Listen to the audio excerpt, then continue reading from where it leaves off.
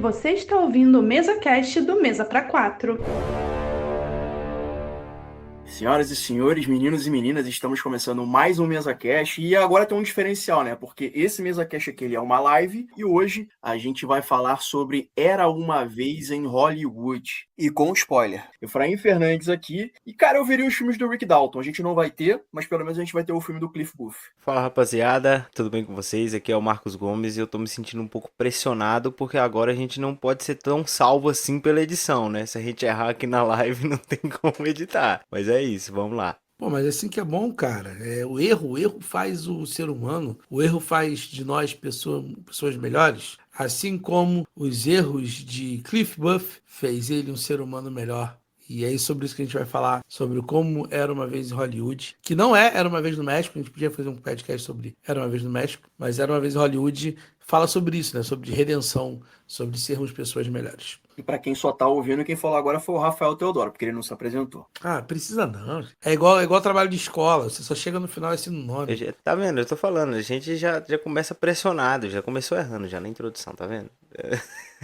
Essa é a pressão, pô. Então, assim, vamos falar, cara, sobre esse filme, mais um filme do Tarantino. A gente já tem filmes do Tarantino gravados no nosso Spotify. A gente falou sobre Pulp Fiction e a gente falou sobre Cães de Aluguel. Não me lembro se a gente falou de mais algum, tá? Mas eu tenho certeza que a gente falou sobre esses dois. E esse filme aqui, que é Bastardos Inglórios, o Tarantino, ele brinca em mudar a história, né? É uma fábula misturando eventos reais ali com... Vai, Gomes, fala você, que eu não vou falar Fudeu, não. viado, Mil mano. filmes. Tu falou Bastardos Inglórios, cara. Era uma vez em Hollywood. Era Uma Vez em Hollywood, tá vendo só? Tá vendo? Tá vendo só? Cara, Quando a gente já mistura começou- a pauta... já quando a gente começou mistura a ótimo. pauta, Cara, tem vamos a fazer o pressão. seguinte, como a gente tá gravando aqui ao vivo, pra galera ver como é que é a gravação e depois o Efra vai editar, vamos ajudar o Efra? Vamos recomeçar? Vai Segura a tirar graça. chave.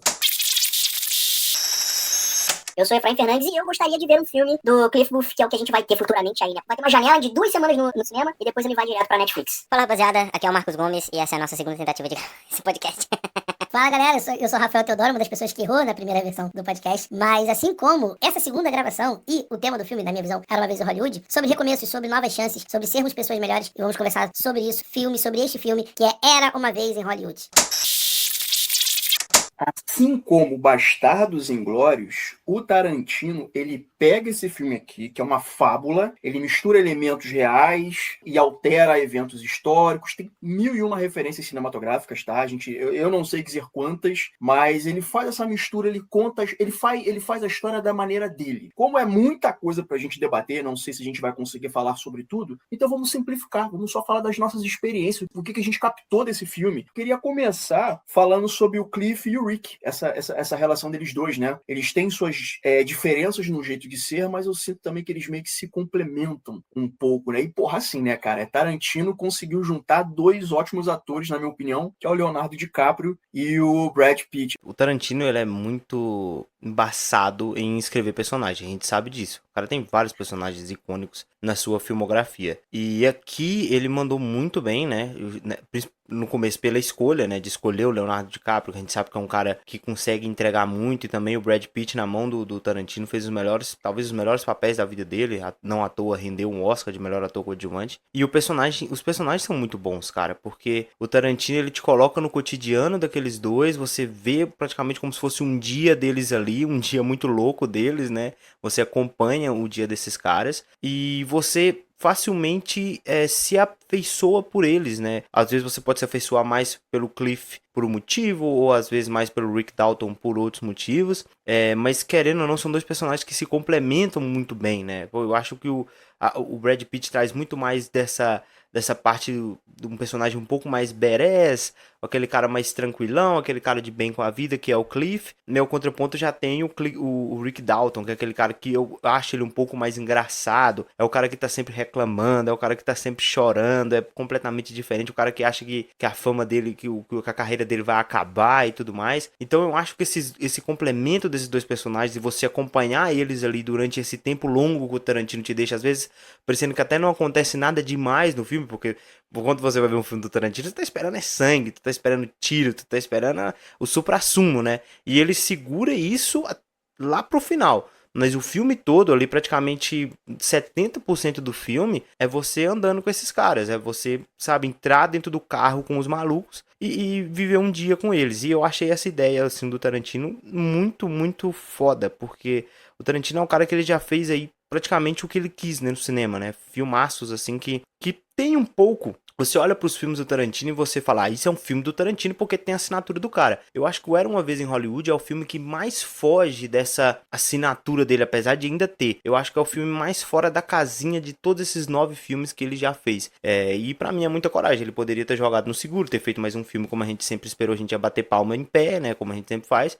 Só que eu acho que ele conseguiu mais uma vez nos surpreender, né, porque os filmes dele são sempre surpreendentes, mas dessa vez foi de uma forma diferente, né? Foi uma percepção nossa de fora, né? Nos bastidores, não dentro do filme. E, cara, com certeza esses dois personagens, assim como todos os outros, assim, são... Aqueles que fazem umas pontinhas ali também são muito bem Muito bom. encaixados, né? E ele é muito foda Muito nisso. bom. Tarantino esse é o primor do cara, não tem como. É um filme sobre. Cara, esse filme aqui, eu costumo dizer que esse filme aqui é pornô de diretor. Por quê? Uhum. É um filme com muita metalinguagem. É um filme sobre Hollywood, sabe? É um filme sobre feitura de filme, sabe? Eu acho isso muito legal. Inclusive, as partes em que a gente tem o Rick Dalton filmando e ele errando e ele ficando puto. E, cara, o Tarantino, ele traz pra gente a visão que seria do espectador que vive naquele mundo assistindo um filme do Rick Dalton. Isso eu acho maravilhoso. Aí depois a câmera para porque o Rick Dalton erra, aí a câmera tem que voltar, aí tem todo um giro e tem que começar tudo de novo. Cara, eu acho sensacional. E, cara, o Leonardo DiCaprio, esse filho da puta, ele tem um controle, porque você compra que ele é um ator frustrado e ele tá tentando se reerguer na cena, e ele consegue se reerguer na cena, ele faz de novo e o cara tá emocionalmente fragilizado porque, porra, vê uma fedelha de 9, 10 anos e vira pra ele e fala, cara, essa é a melhor atuação que eu já vi na minha vida. Mano, olha a referência que o cara tá tendo pra se emocionar, entendeu? E essa cena, propriamente dita, né? Ela é muito bonita porque mostra o quão ele estava aberto a voltar a ter afeto. E ele não mediu, por exemplo, cara, é uma garota de 8, 9 anos que viveu o que da vida? Pra saber que aquela ali é a melhor atuação que ela já viu. E ele encara aquilo como se fosse, vou botar pelos nossos termos, né, nossos momentos de vida, cara, é como se o De Niro estivesse falando pra ele que é a melhor atuação da vida, sabe? Ele pega e coloca num nível de caramba, e como ele tava atrás de validação. E até porque naquele momento de carreira, né? O Rick, ele tá também, pô, cara, ele foi um grande herói de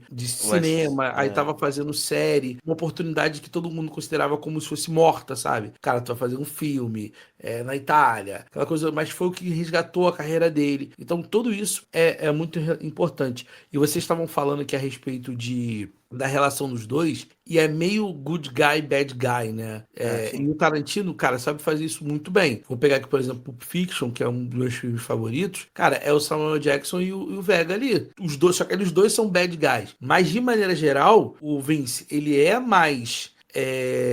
cara legal, né? O personagem de Outra Volta é um cara que tá sempre ali tentando conversar, tentando ser... E o Samuel Jackson, não. Ele mano, cheguei pra resolver. E é essa relação que eu vejo muito com o Rick Dalton e o Cliff, né? O Cliff é o cara que chega pra resolver o problema. Ele é a mão na massa. Já o Rick é aquele cara que tenta no diálogo, é um cara que, pô, é mais associável com os outros. E até também... Eles deixam muito isso bem claro na relação de patrão e empregado, porque é ator e dublê.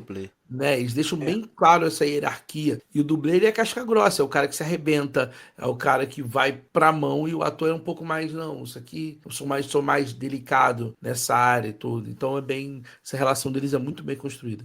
Eu sinto quase como se o Cliff fosse o alter ego, de uma certa forma, do Rick Dalton, né? Porque ele é um cara tão seguro de si, né? Ele tem aquela coisa da calmaria, de olhar e ficar frio diante de situação mais tensa e tal. E se for o caso, resolver na porrada. Eu sinto que, enquanto que o personagem do DiCaprio, ele é um cara estressado, ele é um cara que tá a ponto de surtar a qualquer momento. Então, eu meio que encaro como se o personagem do DiCaprio visse no Cliff Booth o que ele gostaria de ser. Eu tenho um pouquinho disso. Eu vejo um pouquinho Até disso. naquela cena no começo, né, de quando eles vão conversar com o Al Pacino, né? E aí o Al Pacino sugere que o DiCaprio vá pra Itália pra fazer os westerns lá, né? E aí ele sai chorando, né? E aí o Cliff é meio que o cara que consola ele. Não chora na frente dos mexicanos, para com isso. É muito boa essa cena, cara. E eles realmente, cara, é uma dupla assim que só nessa primeira cena, a gente vê esses dois caras, a gente já entende tudo, sabe? Então realmente o Tarantino, ele é um mestre nesse quesito, cara, de apresentar esses personagens fascinantes. O Teodoro citou aí o Jules e o Vicente Vega, mas também, se a gente for olhar lá pro Django, também tem um pouco disso, né? Do personagem lá do Christopher Waltz junto com o Jamie Foxx, né? Então realmente é uma fórmula que ele repete, mas é uma fórmula assim que, ao meu ver, funciona muito bem na mão dele, né, cara? Hey! You're Rick fucking Dalton. Don't you forget it. Here I come. Oh, here I come. Oh. Agora uma coisa aqui, sobre o personagem do Cliff. Cara, matou ou não matou a mulher dele, cara? Porque eu sinto que ele tem fica sugerido, né? A gente não vê ele matando a esposa no filme, mas fica um negócio sugerido, né? Que talvez possa ser respondido nesse filme que tá chegando aí. Bem possível. E eu acho que é bem provável que o Cliff Booth possa ter matado a mulher dele. Pô, o cara bateu no Bruce Lee, pô, não vai matar a esposa? Eu acho que é muito fácil. Mas assim, eu gosto desse mistério em cima do personagem, sabe? Porque o filme, ele brinca muito às vezes com essa questão do que é real e o que é lúdico. Ele tem isso, porque o próprio título vai te dizer, era uma vez em Hollywood, né? Até aquela polêmica que teve por conta da cena, realmente, que tem um Cliff Booth, né? Meio que batendo no Bruce Lee, gerou muita polêmica ali por conta... É que falaram que mancharam a imagem do ator e tudo mais. Mas aí a gente leva em consideração que a gente tá falando de um conto, igual o Efra, acho que o Efra falou no começo, que é uma fábula, né? É uma história, né? É um ponto de vista... E o Cliff Booth, né, tá imaginando essa parada. Então o Cliff Booth tá imaginando como foi na visão dele, que pode ter sido uma outra parada também. É um personagem, cara... Esse personagem é fantástico, cara. Você falou sobre ser coisa da cabeça dele, eu tava observando que nessa cena que ele cai na porrada com o Bruce Lee, no começo eles estão filmando ali uma cena, ele vai ser dublê, uma merda assim. E aí tem uma galera ali em volta assistindo, né? E aí quando começa a porrada numa certa parte, numa certa cena, a galera que tá em volta some. Literalmente some, dando a entender, tem vídeos na internet falando sobre isso, dando a entender que essa parte, o Cliff, ele meio que romantizou ali em cima. Então pode não ter sido muito bem aquilo ali, sabe? Ele pode ter caído na porrada com o Bruce Lee, mas não necessariamente do jeito que foi que ele pega ele, joga como se fosse um peso morto, né? Joga no carro, que foi a tal cena que gerou uma controvérsia. E a Shannon Lee, que é a filha do Bruce Lee, não gostou nem um pouco da forma como o Bruce Lee foi retratado ali, né? Como um cara arrogante, né? Como um cara que, enfim... Porque ele fala... Se eu não me engano, eu acho que nessa cena o Bruce Lee, ele fala que ele deixaria o Muhammad Ali, né? Que na época, antes dele mudar pra Muhammad Ali, era Cassius Clay, se eu não me engano. E aí ele fala, não, eu deixaria ele numa cadeira de rodas e tal. Então ele retrata ele como um cara arrogante, toma uma sova, tá ligado? Aí some essa galera, dando a entender que pode ser coisa na cabeça dele. Eu acho muito engraçado aquela cena que ele fala, né, que as mãos dele são registradas como armas letais e que se ele matar alguém sem querer, ele pode ser preso. O Brad Pitt fala, qualquer pessoa que mata alguém sem querer vai preso, isso é homicídio. É muito foda essa cena, cara. Uma coisa que o Tarantino tem, cara, que eu sempre falei isso, ele é muito verborrágico, né? Cara. Então, todos os personagens dele fala muito, se expressa muito, é muito texto. Eu imagino como deve ser a loucura pra gravar um filme do Tarantino, né? Porque cada cara fala muito. Mas é justamente por os personagens falar muito, ele consegue incluir piadas. E aí, cara, o Brad Pitt interpretou tão bem o Cliff, que é exatamente, cara, do jeito que ele fala, é um jeito meio que uma canalice na voz. O Brad Pitt faz sempre bem canalha, né? Canalha, ele sabe interpretar bem, canastrão, assim. Ele seria um bom Han Solo, hein? Eu acho que bem essa pegada, essa pegada. Então, o Moviola tá falando aqui, inclusive, ó, essa questão do Cliff Booth. Tem como você jogar aí na tela, ô Teodoro? Claro. Que o Moviola falou? Não deveria poder não, porque ele não tá participando da gravação, né? Moviola. Tá em casa vendo a live, mas não consegue, enfim. Ele mandou essa parada aí. Essa parada da morte da esposa do Cliff veio da realidade. A atriz Natalie Wood morreu afogada em circunstâncias misteriosas em 81. Se eu não me engano, eu acho que ela era esposa do Robert Wagner. Robert Wagner, na década de 70, testado de velho aqui, ele fazia uma série chamada Casal 20. E eu via com a minha mãe, quando eu era pequeno. Eu acho que ele era casado com ela. E aí suspeitava-se que esse ator, ele poderia estar envolvido na morte da atriz. Eles pegaram isso e incorporaram no filme. Assim como outras coisas ao longo da história, eles acabaram pegando e incorporando no filme, né? Então o Tarantino, ele brinca com essa coisa de misturar realidade e eventos históricos, né? Eventos datados, eventos registrados, e brincar com com fábula na história, né? E aí eu fico pensando se nesse filme do Cliff Booth, que vai ser, acho que vai ser em dezembro, que vai ser uma produção Netflix, se pode seguir por esse mesmo caminho, de pegar eventos históricos da década de 60, década de 70, não sei exatamente em que período, em que década vai se passar esse filme do Cliff Booth, mas pegar algum evento da época e aí mudar alguma coisa ali e colocar na história. E não vai ser o Tarantino, né, que vai fazer o segundo filme, né? Exato. Se eu não tiver enganado, É acho que o foi escrito por Tarantino, mas dirigido pelo David Fincher, né? David David Fincher. Fincher. É. Isso já é uma coisa que eu tô muito curioso, porque apesar de ser um universo fabuloso, né? Ou seja, não é algo real, cara, o David Fincher ele tem costume sempre de fazer alguma coisa meio noir, meio detetive. E aí eu fico, Muito bom. sabe, com um clima, um universo bem acinzentado. E eu já começo assim, cara, como é que vai ser esse contraste de cores? Porque O próprio teaser que já saiu no Super Bowl já mostrou bem essa pegada, e eu achei legal. porque Eu não vi, eu preferi não ver. Cara, não tem muita coisa não, mas assim, porque o Tarantino, ele é muito, como eu falei, né? Ele é muito vivo em tudo, né? Então o personagem fala pra caramba, as cores são saturadas, bem exageradas, o sangue é muito gráfico quando tem sangue no filme. Você vê, por exemplo, a gente falou aqui da luta do Cliff com o Bruce Lee no filme, e a coreografia dela é toda simples, mas ao mesmo tempo exagerada. Entendeu? Jogando o cara no carro. Entendeu? Desse nível. E quando ele vai lá pro rancho dos Manson, cada morte ali é. No rancho começa. Não, as mortes são na casa. São na A casa morte do tá na casa. É a galera do rancho, spam, vai lá pra casa. Isso, vai lá. Não, mas eu queria falar a cena da antena. É isso que eu ia falar. Quando ele tá lá no telhado consertando a antena antes do rolê acontecer. Tu vê que, cara, é o Brad Pitt ali com solzão azul na cara, músculo praticamente besuntado em óleo, sabe? Aquela coisa bem característica assim pra te mostrar, cara, esse cara faz tudo sexy symbol, sabe? Aí eu fico olhando isso, tentando imaginar o David Fincher dirigindo esse tipo de cena, e não é a cara dele. Você vê, por exemplo, Seven, né, que seria a colaboração dele com o Brad Pitt, tudo bem que são personagens diferentes, mas pensa na dinâmica. Morgan Freeman sendo o Dalton e eu esqueci o nome do detetive agora dele no filme, mas o Brad Pitt sendo o Cliff, né, de fato. Quando você faz essa interpretação de duplas, você vê que o tom dado é totalmente diferente. Mesmo o Morgan Freeman sendo um personagem mais good vibe e o personagem do Brad Pitt sendo muito mais agressivo, né, muito mais impulsivo, você vê que a forma de retratar isso, a forma de visualmente passar isso é muito diferente do que o Tarantino faz nos seus filmes. Talvez, Teodoro, a dinâmica que a gente veja aqui, talvez seja alguma coisa próxima de Clube da Luta. Diálogos afiados, diálogos, sabe? Porque assim, eu lembro que no Clube da Luta a gente tinha essa interação entre o narrador, que era o Edward Norton, interagindo ali com o Brad Pitt, que é o Tyler, né? Então pode ser que a gente tenha diálogos afiados, tenha um humor característico, assim, parecido com esse filme. Não sei, aqui tô chutando. Eu não vi o trailer. Eu tô que nem um memezinho, né? Eu escolhi esperar, sabe qual é?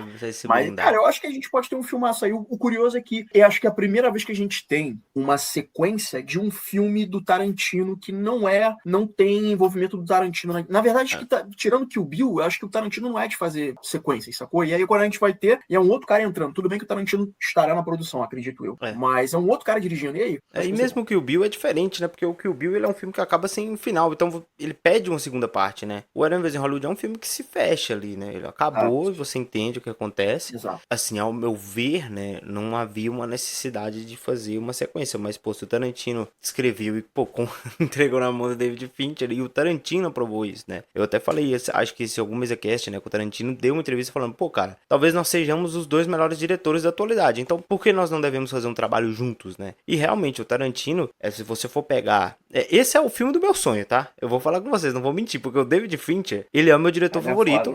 E o Tarantino, ele é o cara, pra mim, que é o primor de roteiro, é o Quentin Tarantino, cara. Não tem como, igual o Teodoro já falou, os diálogos que esse cara escreve, a forma como ele faz você se conectar com esses personagens através de um diálogo, porque, cara, parece diálogo que a gente tem de mesa com os amigos, tá ligado? Umas conversas assim, pô, like a virgin, sabe? Os caras começam a debater sobre like a virgin, tá ligado? É isso, mano. Eu acho que os caras começam a debater sobre qual que o quão violador, né? O cara fazer massagem no pé da mulher. Isso é uma parada, isso é muito foda. Isso tem... Cara, eu vou deixar pra falar isso no nosso MesaCast 300, que é de histórias.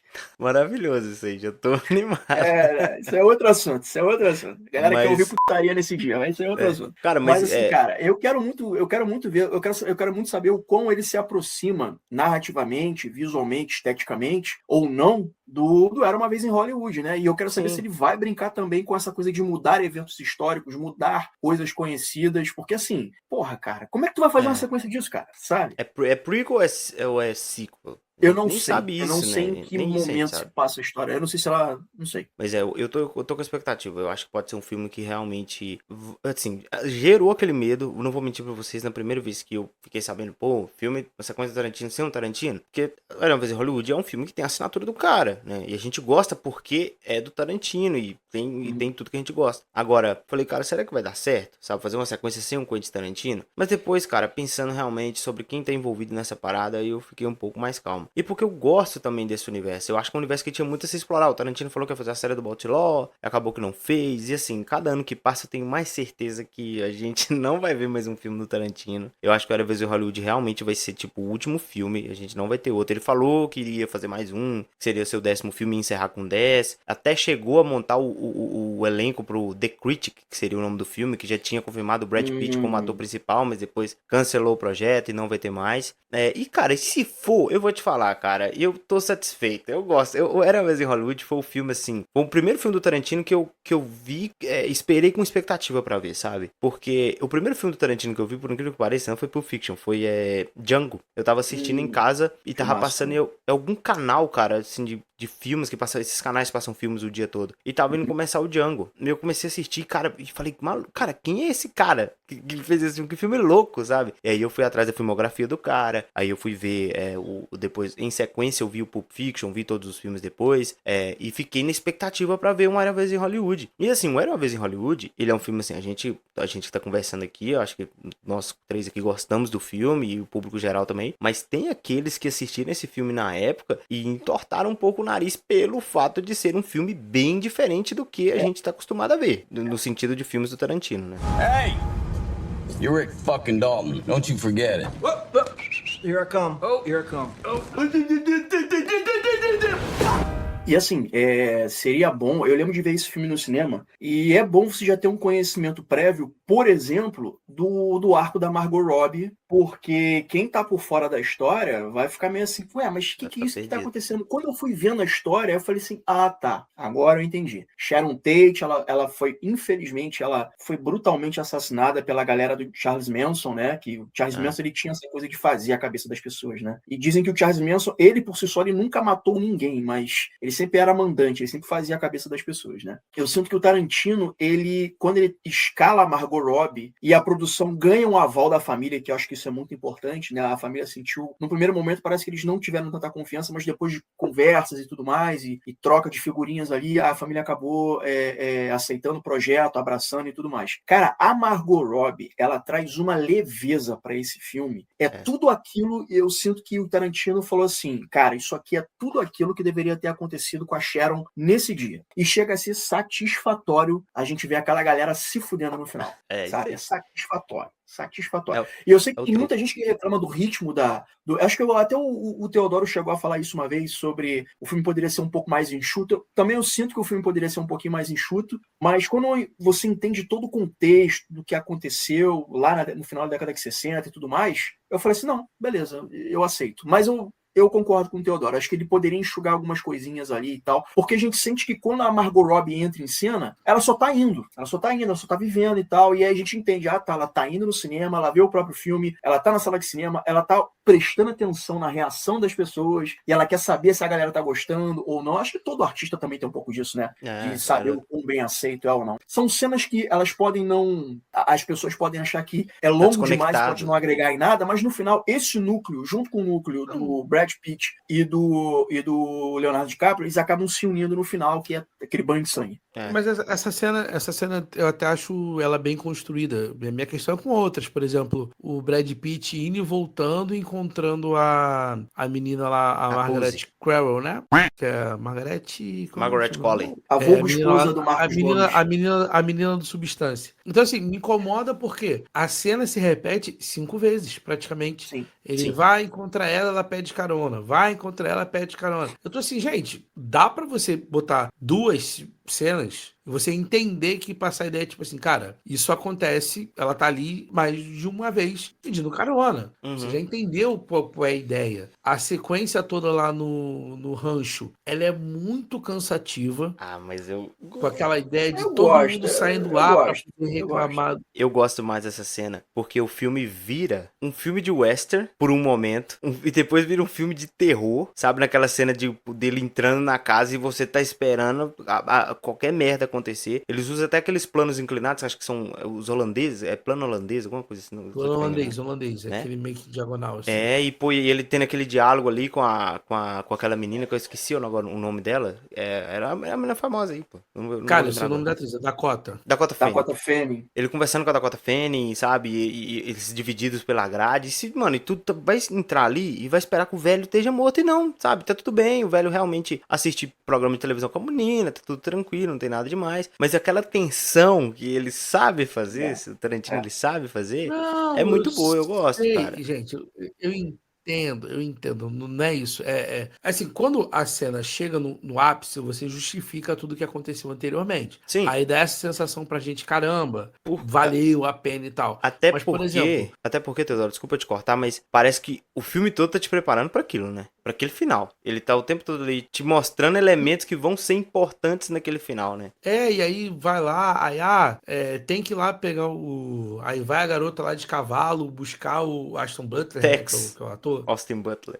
Ashton Butler. Aí volta, vai mostrando ela cavalgando até chegar lá. Aí volta ela cavalgando até chegar aqui. Aí fica todos os atores que vão concorrer ao Oscar nos próximos 10 anos parados olhando pro Brad Pitt. Com aquela cara assim. A Nora Tipo, tá lá. gente. Puta, galera. Não, tá a Nora, Margaret A Qualley, Margaret.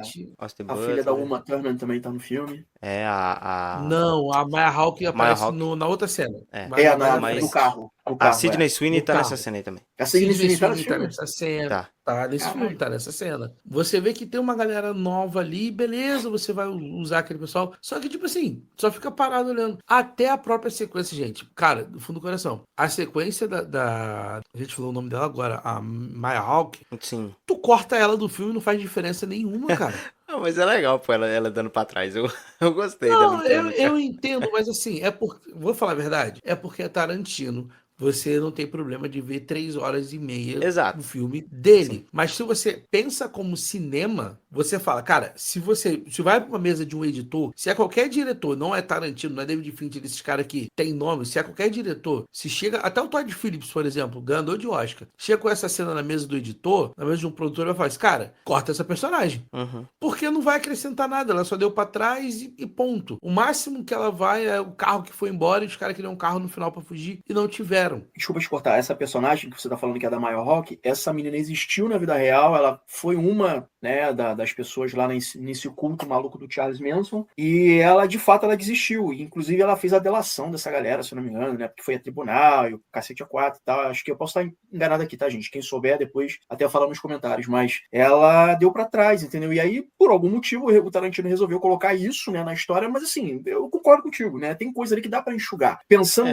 cinematograficamente falando, né, roteiro, dá pra enxugar algumas coisas, mas assim, aquele negócio, né, é pornô de diretor, cara, é o filme, é o Snyder Cut dele, sabe qual é? É o Snyder Cut dele, Sim. sabe, então ele vai querer botar. E como eu já falei, eu falei isso no podcast nosso sobre Pulp Fiction. Eu acho que o melhor filme que tem pra você apresentar pra pessoa conhecer o Quentin Tarantino, é o Pulp Fiction, porque ali você vai ter o cara na sua maior essência, no seu primor. Só que eu acho que o Era Uma Vez em Hollywood talvez seja realmente o último filme que a pessoa vai ver, porque ela já tem que entender muito quem é esse cara, o tipo de filme que ele faz, e aí realmente, igual o Teodoro falou, a gente aceita mais coisas por fato de ser o Quentin Tarantino. Igual, eu gosto, nessa própria cena, tem a cena deles no carro, conversando antes de ir lá pra matar o Rick Dalton. Na verdade, não, eles sobem lá pra aquele lugar, que é meio que sem saída. Armadura do Rick Dalton, armadura. idiotas e tal.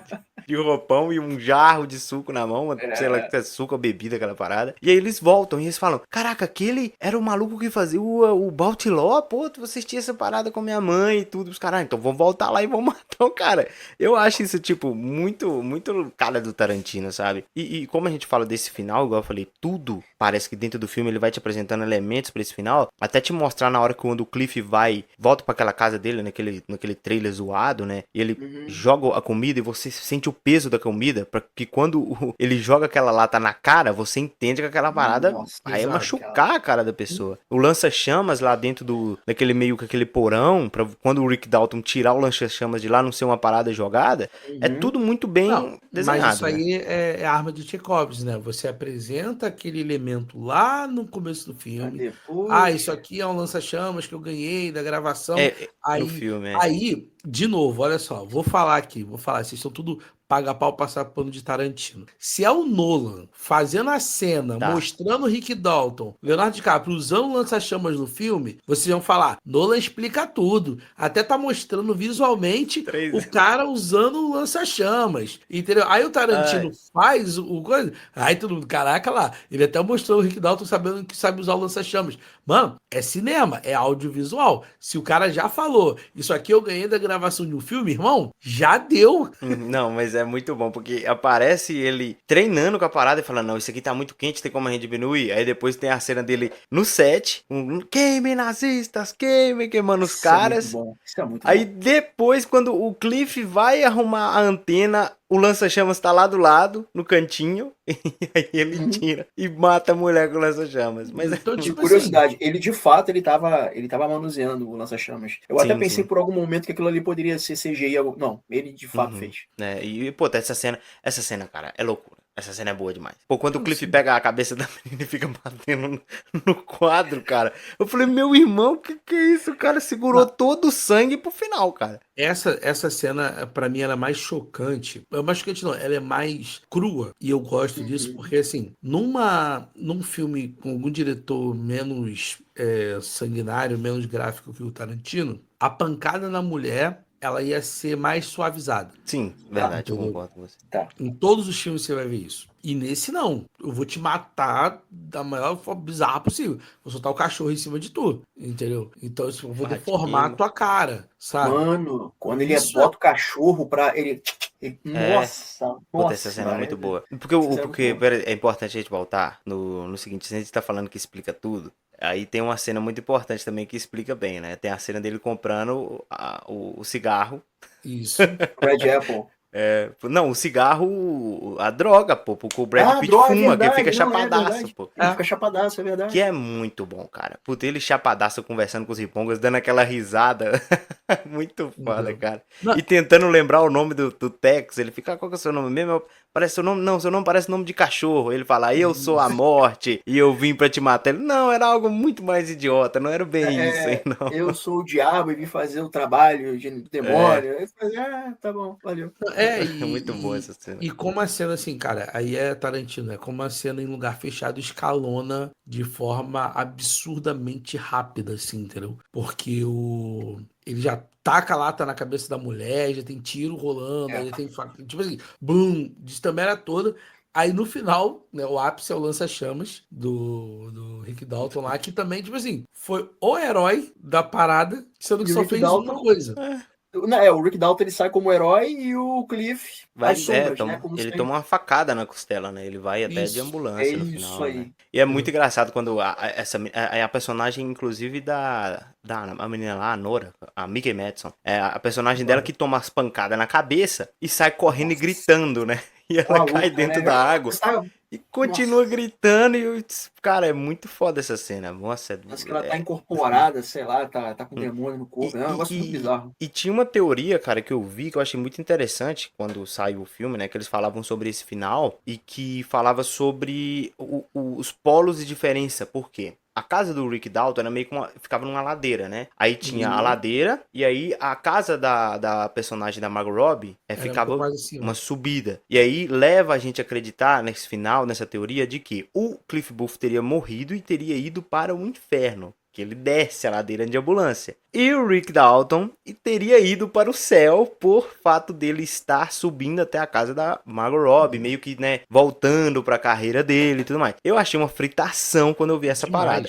E assim, porque não tem nada a ver. Pô, o Cliff tá bem lá, cara, no final, a parada dele toma tipo facada aquelas ali. teorias Tá do tudo bem. Chaves. Ah, porque o Chaves... a É, galera do purgatório. Chaves morreu, tá no purgatório. Eu fico, gente, pelo amor de Deus. A questão do...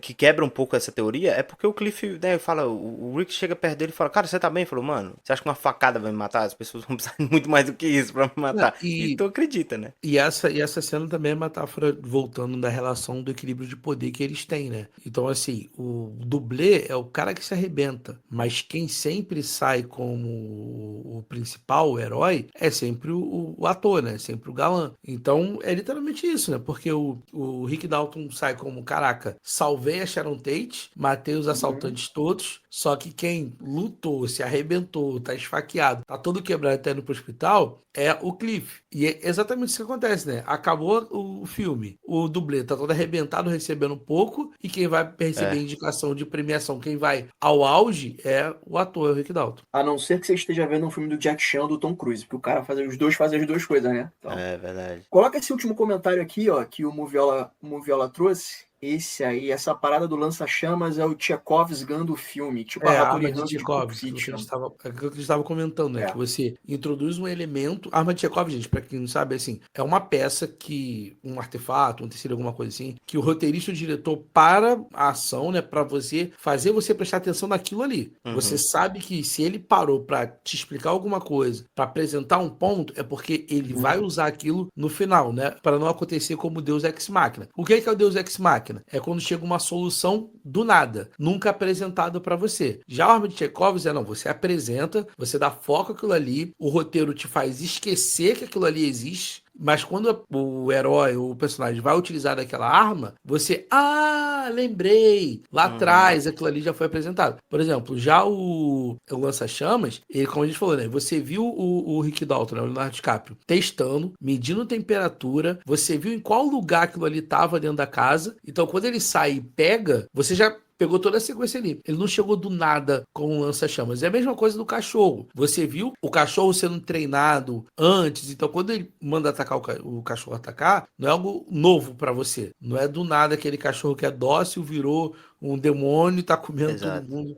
do nada. Então essa é mais ou menos a diferença do arma de Chekhov. Vai parar, o roteiro vai te dar um destaque em algum ponto e aquilo ali vai ser usado no final. E Deus Ex Machina é quando a solução chega do nada, você nunca viu aquilo na sua vida e resolveu. Um exemplo aqui, para terminar, que esse é a arma de Chekhov mais longa de todas, que é do Capitão América levantando o Mjolnir. Tipo, essa ideia foi implementada no segundo filme, na Era de Ultron. Você teve, né, um manuseio ali e essa recompensa chega para você lá no Ultimato. Mas aquilo ali pra você não é estranho. Por quê? Porque você lá atrás, você já viu que ele conseguiu mexer um pouquinho e aí é confirmado com a fala do personagem, né? Eu sabia. O Tarantino usou esse artifício, que é um pouquinho dos dois, talvez, lá no Pulp Fiction. A cena que o Butch, ele vê uma katana que esqueci o nome agora do Ving Rhames. Marcellus Wallace. Porra, tá sendo enrabado lá pelo maluco, pro Bruce Willis, o Butch tá querendo meter o pé, porra, aí ele para um momento, ele começa a ver armas, né? Vê uma motosserra, vê um taco de beisebol, vê um martelo. Meu irmão, o cara vê uma katana. Bobear pode ser até uma Hattori Hanzo, né? Porque o Tarantino tem essa mania de misturar tudo. Porra, meu irmão, ele vai e ele mete, dá uma espadada no maluco, depois ele faz até uma parada meio Bruce Lee, que o cara tá de costas pra ele, pá, e assim. Cara, eu lembro de ver isso na época, eu era criança quando eu vi. Eu não devia nem ter visto isso quando eu era criança, mas eu vi isso quando eu era criança, acho que foi na Band, sei lá, de madrugada, alguma coisa assim. Mano, eu foi traumática nesse filme. Cara, o Zed, com roupa de couro, um baú. Eu falei, meu irmão, que isso? Isso é muito bizarro. Não, acho que é o vice Rhymes, né? Cara, tu tinha acabado de vê-lo. Tinha acabado? É o Ving Rhames. Não, esse filme, eu tava lembrando se esse filme era anterior a Missão Impossível. Anterior à Missão Impossível. Acho que são 2 anos antes. Mas tipo assim, cara. E não sei vocês, eu vi Pulp Fiction depois de ter visto Missão Impossível, depois de ter visto Vice Rhymes, por exemplo, naquele ótimo filme com o Denzel Washington. Wesley Snipes, Hurricane, o Furacão, se não me Sim. engano, que eles lutam boxe na Sim. cadeia e tal, não sei o quê. Cara, quando eu vi o Pulp Fiction, vi esse Rhymes sendo enrabado, peraí, cara, isso tá errado, sabe? É O muito cara errado essa O merda. seu Jorge fala isso naquele curta Tarantino's Mind, que tá ele e o Selton Mello conversando, e fala, não, porque o negão tá sendo enrabado. Ele fala, não, peraí, cara, olha só, isso aí não existe, isso aí não existe. O cara lá, o cara currando o maluco, eu fico assim, mano, como é que pode, cara? Um maluco desse, enfim, Tarantino, né? Foda. Hey! You're Rick fucking Dalton. Don't you forget it. Here I come. Oh, here I come. Oh. O Igor botou aqui, né? Não sei se já falaram sobre, mas uma cena muito boa desse filme é o Rick Dalton ensaiando a cena no trailer e se achando idiota. Ele resmungando consigo mesmo gerou uma das melhores atuações. É, ele gaguejando, né, cara? Puta, é muito bom. E essa é a cena que fez com que ele levasse a indicação aquele ano, sabe? Merecido, sabe? Eu sei que aquele ano era muito difícil realmente de tirar aquele Oscar do Joaquin Phoenix, porque o que o cara fez com o Coringa foi sacanagem. E também eu acho que o Adam Driver tinha uma preferência ali, eu acho que ele também mandou bem. Mas, pô, ele mandou... Cara, ele como o Rick Dalton nessa cena, ele tá demais. Toda essa cena, quando ele vai pra esse set de gravação fazer essa cena dele lá, né? Puta, tudo ali é muito bom. Os diálogos dele com a menininha, essa cena no trailer dele ficando puto, se chamando de merda.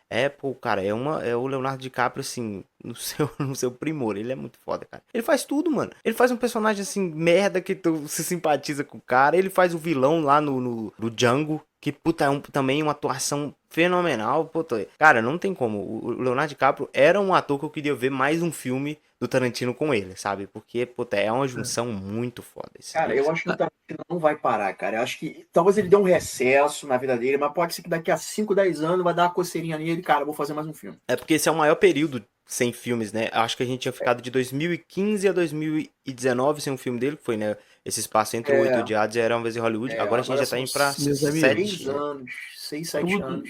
Tudo tem nome e sobrenome. Boletos. Se tiver boleto vencendo, vem filme aí, parceiro. Com certeza. É porque ele falou o seguinte, que ele falou que ele faria um 10º filme, mas ele, depois do 10º filme, pelo que eu entendi, ele não largaria a indústria. Ele faria séries, né? Ele trabalharia com peça de teatro, ele faria qualquer coisa relacionada a esse meio, só que ele só não ia trabalhar com filme. Mas eu acho isso muito difícil, cara, porque, cara, Tarantino, quando tem uma ideia, sabe, pode demorar, mas, cara, se tem uma ideia na cabeça dele, ele vai querer fazer, cara. Mas eu tô muito, voltando aqui a um ponto que a gente já tinha comentado, eu tô muito ansioso para ver o David Fincher dirigindo o roteiro do Quentin Tarantino, porque eu quero ver essa dinâmica. Porque se for algo satisfatório, você pode ver o Tarantino só sendo roteirista e não sendo diretor, ou escolhendo uma ou outra coisa para dirigir. Porque, assim, roteiro, a ideia, ele pode ter. Até isso para ele ver também como ele se coloca nessa posição dele, cara, eu sou um autor, eu não vou dirigir. Porque quando você tá escrevendo um roteiro ali, você 99% das vezes, quando você é autoral nesse ponto, você já tá escrevendo e já tá pensando na cena, enquanto você tá escrevendo, né? E quando você é só roteirista, você escreve e dá na mão de alguém interpretar aquilo que você tá fazendo, cara, é igual quando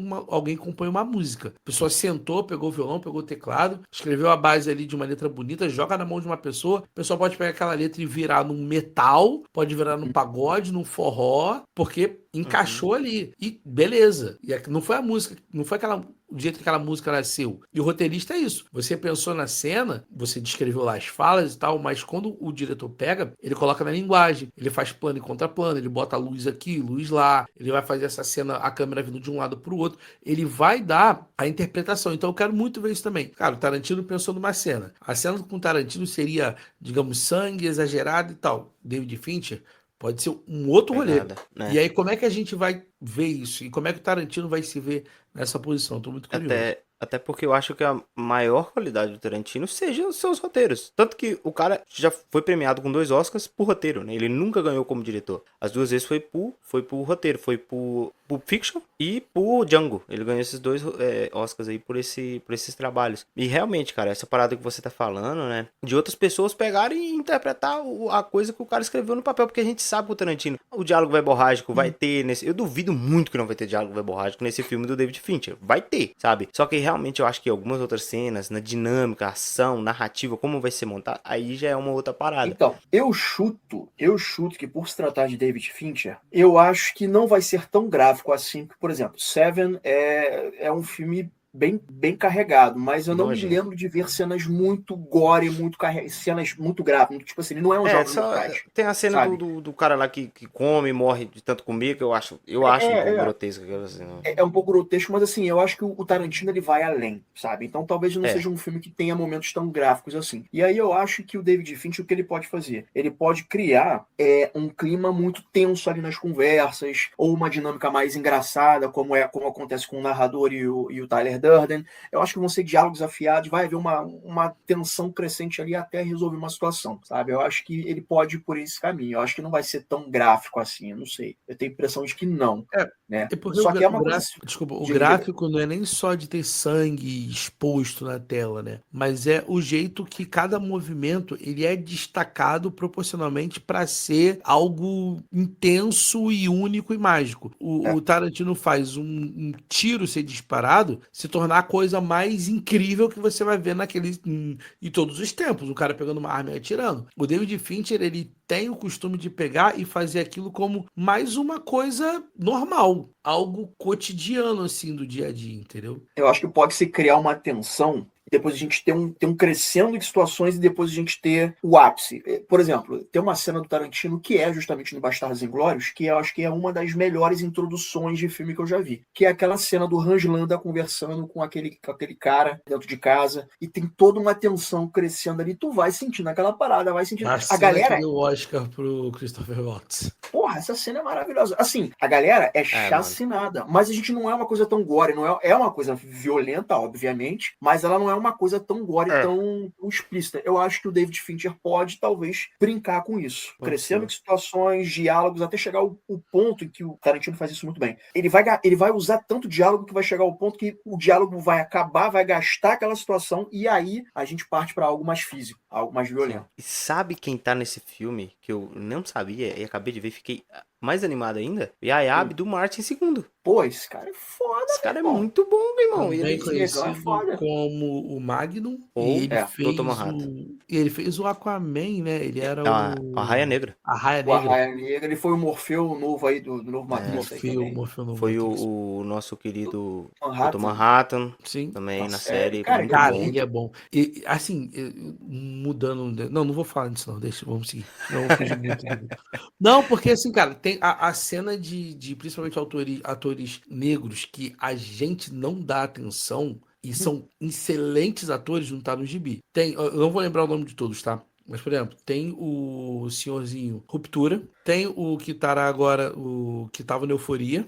Eu não vejo euforia. Vou pegar o nome. Cara, Todo eu mundo aqui, esqueci. gente. É melhor tu pegar aí. Mas assim, ainda, só pra não perder o raciocínio, a Elizabeth Debicki, eu não sei como é que fala, ela também tá nesse filme. Ela é uma boa atriz, ela tá no Tenet, né? Ela tá no Tenet, né? Ela tá no Tenet e ela tá no Guardiões da Galáxia 2, se eu não me engano. Né? Ela é Eu acho aquele povo lá do Adam Warlock, né? Nossa, que foi muito mal aproveitado no terceiro filme. Inclusive, fancast aí, vários na internet, aponta ela como uma Mulher Maravilha, ser uma possível Mulher Maravilha, mas é total fancast, é uma coisa que os fãs querem. Mas eu acho que ela manda bem em papéis dramáticos. Eu não vi muita coisa dela, mas ela manda bem. Eu acho que o elenco grande, assim, obviamente, é o Brad Pitt, mas é um filme, assim, que realmente tem uma galera interessante. Não são aqueles atores, talvez, muito famosos. São os dois personagens, tá? Eu falei igual, mas são o mesmo nome. O Tramel Tillman. Ele tá no Missão Impossível 8 também. Isso, cara, ele é um atorzaço. Aí tem Kaluuya, que a gente deu uma parada. Kaluuya é foda. Ele é foda, hein? O Lakeith, B. Jordan. que é o B. Jordan. O Lakeith, que é o cara que fez Corra com ele também. Esse cara é muito bom. Incrível.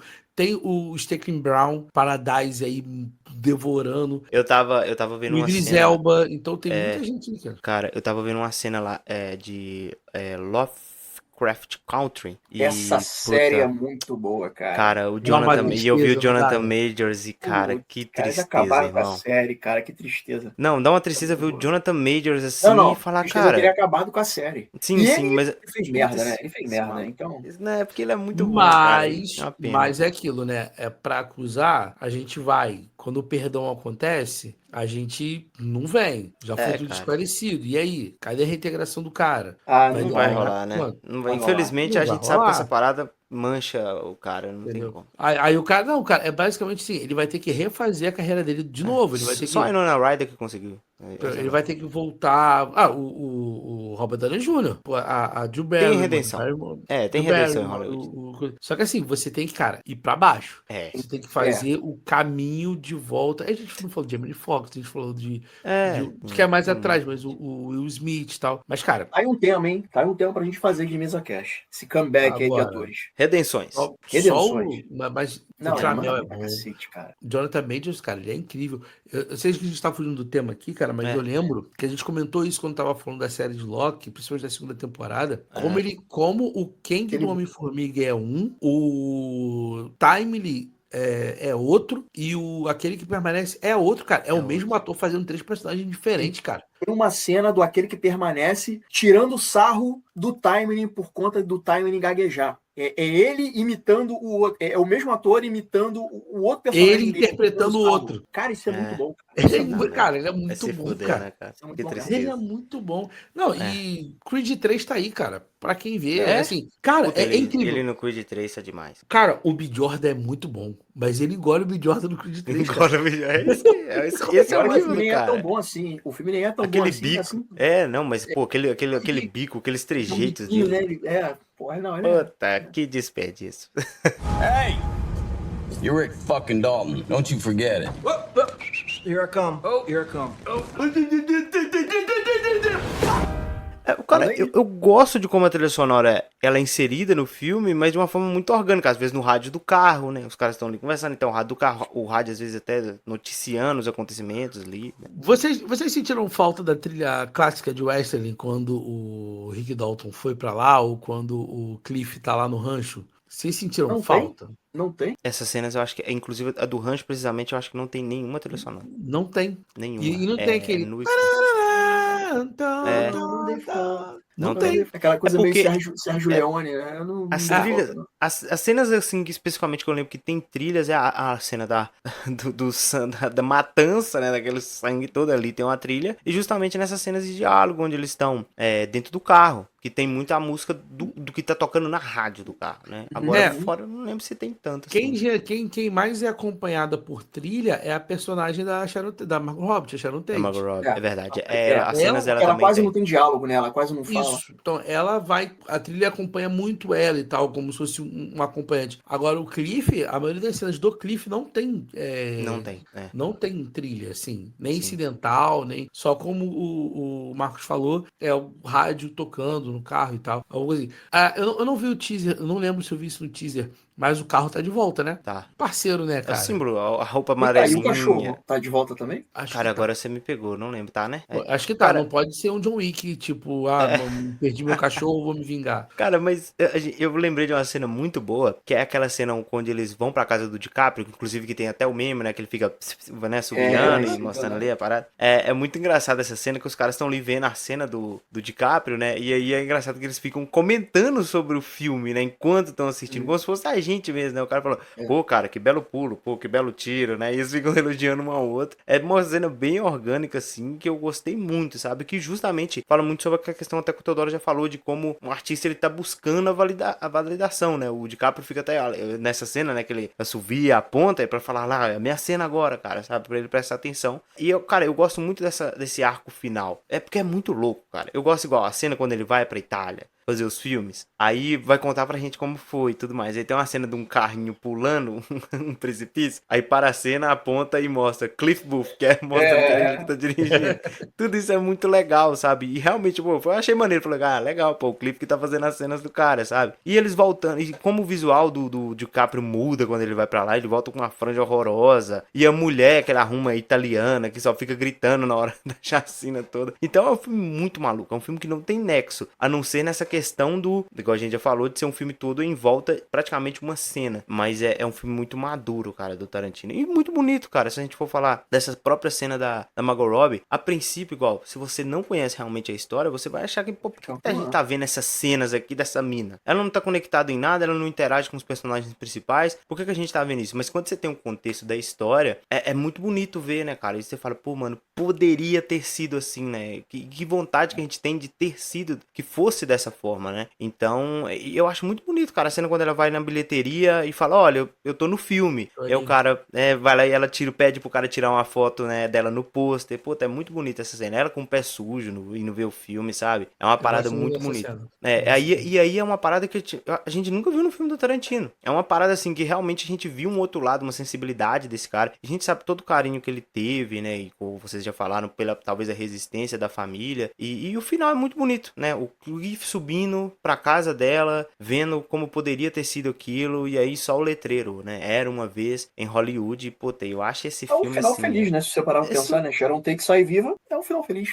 É uma versão e que ele começa a adotar ali em Bastardos Inglórios, né? Do tipo, se isso contra os nazistas, sabe? No começo da guerra, a gente já conseguisse resolver o problema. Porque, por exemplo, a gente fala muito de Bastardos Inglórios, mas a grande cena da cantina, de novo, gente, não tô dizendo que é certo ou errado. Se tu corta do filme, ela não faz falta. É incrível, mas quando você olha ali a narrativa do eles te apresentam o personagem do Fassbender pra te mostrar aquela cena e puta, porque o Fassbender nem aparece no filme. Eles cortam, Fassbender, e te mostram uma cena. Aí ele bota lá, acho que é a Diana Kruger, né, que é a atriz. Então, tipo assim, ela que é um link, assim, finíssimo, que tava lá, aí, eu tomei um tiro no pé, porque aconteceu isso, mas tem a gente vai reunir a cúpula aqui dos nazistas para um filme lá do Daniel Brühl, né? Então a gente vai usar isso para poder entrar. Mas, cara, de novo, pegando, por exemplo, a Sharon Tate como exemplo, parece que algumas cenas, como falou, elas só estão ali fiz uma cena muito maneira, preciso encaixar isso em algum lugar. Como é que eu faço? Mas os filmes do Tarantino tem muito disso, realmente. Essa cena do banco, igual tu tá falando, ele para o filme dele e fala, vou contar essa história aqui. E é maneiro pra caramba, entendeu? Não tô dizendo que é ruim. Não que é ruim, exatamente. Mas realmente é um cara que ele quebra todos os parâmetros, se tu for parar e pensar em um roteiro base de um filme foda. Ele quebra essa parada e faz do jeito dele. E o jeito dele também é muito foda. Porra, Tarantino só não fez filme no espaço. E aí, uns anos atrás, aí tava dizendo que ele poderia dirigir um quarto Star Trek. Eu lembro desse rumor aí. Porque eu acho que ele é fanzaço, né? Sim. Vai ter muito camisa vermelha morrendo. Mas eu gosto, assim. E aí, a gente falou, voltando aqui da Sharon Tate, realmente, tipo, você vai acompanhando duas histórias paralelas acontecendo ao mesmo tempo que vão chegar juntas no ápice, né? Sendo que, na verdade, a história dela, ela não tá ali no meio, né? Porque como se tivesse uma segurança que impedisse dos Manson chegar lá. Eu acho que ficaria legal, super interessante, mas é uma forma repetida, já que o nome do original do filme seria The Adventures of Cliff Booth, né, as aventuras de Cliff Booth, ele se meteu em outro caso, assim, de acontecimento real que foi alterado pela presença dele. Ia ser bacana. Eu acho bem possível, cara. Eu acho bem possível brincar com isso aí. Eu não faço ideia do que vai ser esse filme. Eu não vi trailer, eu não vi nada, eu não sei sinopse, eu não sei de porra nenhuma. Ou se eu vi, eu realmente não lembro. Mas, assim, eu acho que ele poderia, se tem roteiro do Tarantino, algum argumento dele, algum dedo dele na produção. O roteiro é dele. Eu não descarto a possibilidade de pegar eventos de época e ele mudar ali. Eu não vejo problema nenhum. Até porque esse título, As Aventuras, me leva muito a ir pra esse lado lúdico. Igual o Era Uma Vez também leva a gente a acreditar nisso. É um conto, pode ser um conto que ele vai estar contando para os filhos, os netos no Natal. Falou, tanto naquele ano aconteceu isso, eu fiz isso, aquilo outro. Tipo Peixe Grande e Suas Histórias, sabe? Uma parada tipo Peixe Grande é um filmaço. Esse filme é bom. Eu acho que se for nessa pegada, vai ser maneiro. O Ian McGregor tava voando na atuação desse filme. Não, esse maluco tá matando nesse filme. Mas também a gente pode talvez entender que existe o tal do... Como é que o pessoal fala? Que não é narrador, fonte inconfiável, não. Eu esqueci o termo. É narrador não confiável. Pode ser, talvez seja isso. Que, por exemplo, quando você está contando uma história para alguém, você tem alguma coisa que você lembra no meio do caminho que quebra a história. Você já percebeu isso? Você fala, cara, eu tava fazendo isso. Pô, inclusive, naquele dia, é uma história apêndice da história principal. Eu vejo isso acontecendo com Bastardos Inglórios, tipo, vou te contar como eu queimei o Hitler. Não lembro o nome dos personagens, gente, desculpa. Só lembro do Gorlami. Mas, assim, do tipo, ele tá narrando a história, aí ele lembra que aconteceu isso naquela cantina. Da Sharon Tate, eu penso, cara, quem tá narrando a história é o Cliff. É. Então, assim, tanto é que, isso é muito louco, né? Como é que ele vai ser indicado a ator coadjuvante, sendo que ele é o principal da história. A história corre pelos olhos dele, Pelos olhos dele, né? Entendeu? Tanto é que... Aldo Raine. Acho que é Aldo Raine o nome do personagem. É E- isso, isso, é isso. Isso. E a mesma coisa acontece Era Uma Vez em Hollywood. Tipo assim, cara, é o Cliff. Você tá seguindo a história do Cliff. Quem tem as maiores cenas, quem tá na ação é o Cliff. E o Rick tá ali, literalmente, tipo, cara. E aí pensa, cara, o Cliff contando essa história, entendeu? E aí fica esse meio. Cara, Né? eu... Tu confia ou não confia naquela história? Aquela luta com o Bruce Lee aconteceu assim ou não aconteceu assim? Os Manson, lá no deserto, era aquele lugar mesmo ou não era? Você pode levar por essa linha do tipo, cara, ó, eu tô te contando a história, eu sou confiável ou não? Que a história que tá contando sou eu, entendeu? E nessa história que eu tô contando, eu salvei a Sharon Tate. Sharon Tate. E pelo fato do cara ser meio que canastrão, super combina, sabe? Eu acho que é um filme que pode ir por esse lado e, mano, se for, eu acho que vai dar muito certo, sabe? Eu faria esse acordo, como diria o personagem do Brad Pitt. Hey! You're Rick fucking Dalton. Don't you forget it. Here I come. Here I come. Senhores, então vamos fechar aqui, né? Quantas cadeiras vocês dão de 1 a 4 cadeiras? Quantas cadeiras vocês dão pra Era Uma Vez em Hollywood? Cara, eu dou 3 cadeiras, que para mim é equivalente a uma nota 8,5. Concordo com o Teodoro, acho que tem algumas coisas ali que poderiam ser enxugadas, mas eu entendo também, mas eu acho que 8,5 tá uma boa nota. Cara, eu dou 4 cadeiras. Esse é, acho que talvez o meu filme. Eu falo isso direto, né? Depende de qual filme do Tarantino eu vi por último. Se eu vi por último Era Uma Vez em Hollywood, ele é o meu favorito. E assim, eu gosto muito desse filme, cara, de verdade. Ele é um filme que, igual eu falei, foi o primeiro filme do Tarantino que eu fiquei com expectativa de ver. E ele não me decepcionou, cara.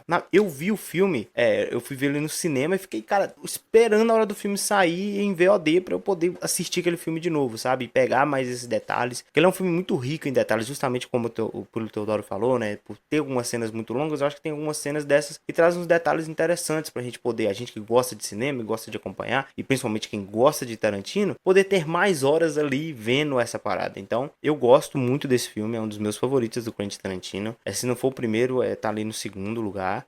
Inclusive, eu e o Vini, a gente fez uma lista, cara, sobre os 10 melhores filmes do século, na nossa opinião, né? Porque saiu aquela lista lá acho que é do The Post, né? Dos 100 melhores filmes do século. A gente fez o nosso top 10 e no meu e do Vini estava o Era Uma Vez em Hollywood, que eu acho que ele é um baita filmaço, e por isso eu dou 4 cadeiras pra ele, porque ele tem um espaço no meu coração, cara. Esse filme eu sou apaixonado por ele. Pra mim também é 4 cadeiras, mas assim, não é 4 cadeiras alto, não é o 4 cadeira 10, é o 4 cadeira 9. 8,5 para 9. Justamente porque eu acho o filme longo além da conta. E assim, de novo, se não é o Tarantino, esse filme receberia críticas por ser longo demais, por se demorar em alguns momentos, por ter quebra de ritmo, que às vezes ele vem num ritmo, o ritmo para, ele se prolonga em cenas que ele não precisava se prolongar, não precisava se demorar, e aí depois o que vai para um outro ritmo, ele é meio que esquizofrênico nessa questão de ter um ritmo rápido, depois volta para o ritmo devagar.